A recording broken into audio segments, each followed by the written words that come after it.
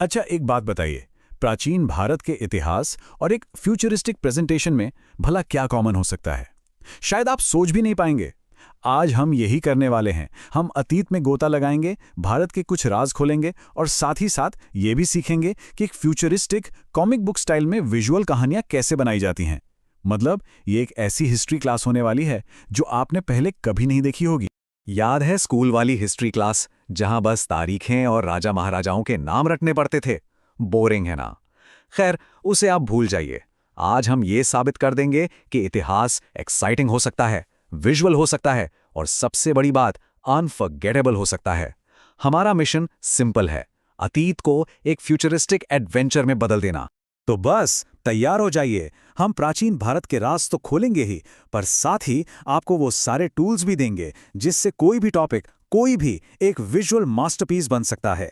ये सिर्फ एक हिस्ट्री लेसन नहीं है, ये स्टोरी टेलिंग की एक मास्टर क्लास है। तो चलिए अब सीधे एक्शन में आते हैं। हमारा पहला मिशन, एक बिल्कुल यूनिक स्टाइल बनाना। हम क्या करने वाले हैं? हम स्टोन एज को नियॉन एज से मिलाएंगे, ताकि हमारी विजुअल दुनिया उतनी ही एपिक लगे जितनी हमारी कहानी है। हमारा सफर शुरू होता है आज से, करीब 20 लाख साल पहले, पैलियोलिथिक एज में। जरा कल्पना कीजिए, नर्मदा घाटी में पहले शिकारी और संग्राहक।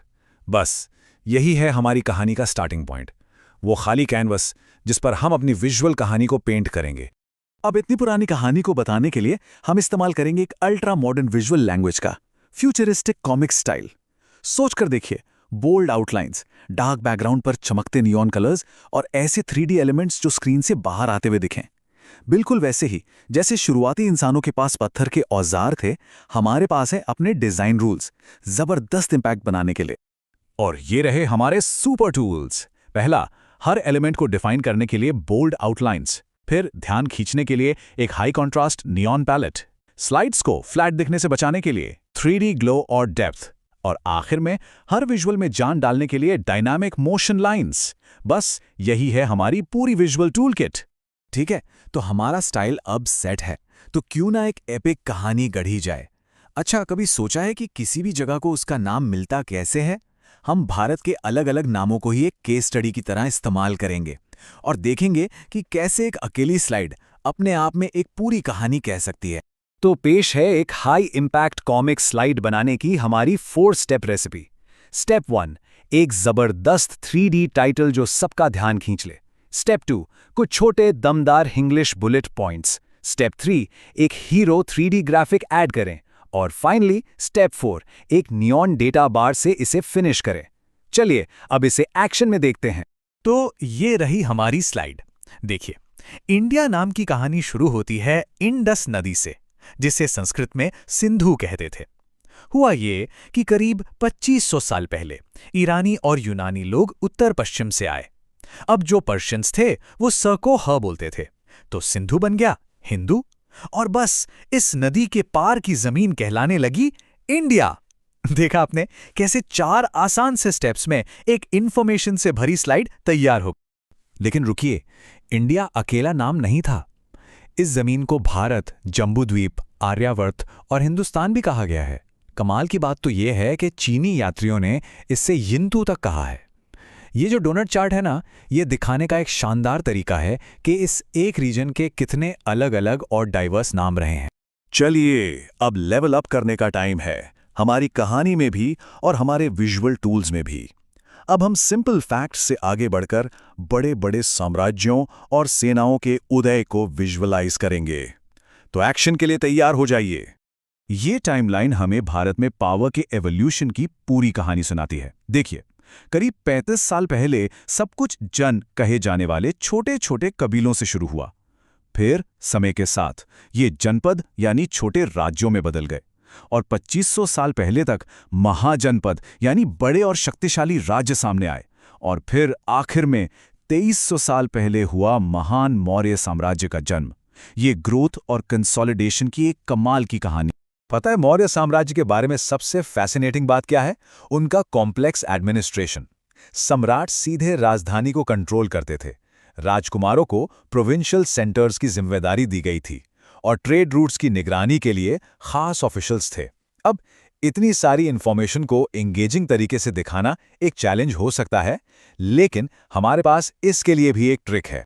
तो सवाल ये है कि हम इस कॉम्प्लेक्स डेटा को ड्रामेटिक कैसे बनाएं? जवाब सिंपल है, एक इन्फोग्राफिक पैनल का इस्तेमाल करके।